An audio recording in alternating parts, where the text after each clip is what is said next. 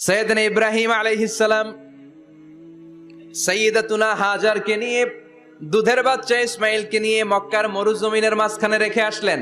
মানুষ নাই, প্রাণী নাই, খাওয়ার পানি নাই, কোনো পশু পাখি নাই, আকাশের পাখিও নাই, কেউ নাই, একটা মাত্র পানির মশক।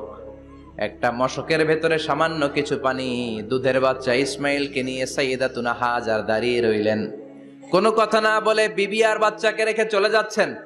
চোখের পানি ছেড়ে সাইয়্যিদাতুনা হাজার ডেকে বললেন, ইব্রাহিম একটু দাঁড়াও। কথা নাই, বার্তা নাই, কিছুই বললা না। কি আমার অপরাধ? কেন এই ধুধুমরু প্রান্তরে আমাকে দুধের বাচ্চাটারে রেখে গেলা? শুধু একটা কথাই জানতে চাইবো, এই যে আমাদেরকে রেখে পাষণ্ডের মতো তুমি চলে যাও, এটা কি তোমার নিজের ইচ্ছায় নাকি আল্লাহর ইচ্ছায়? সৈয়দনা ইব্রাহিম কোনো কথা না বলে শুধু প্রশ্নের উত্তর দিলেন, বললেন আল্লাহ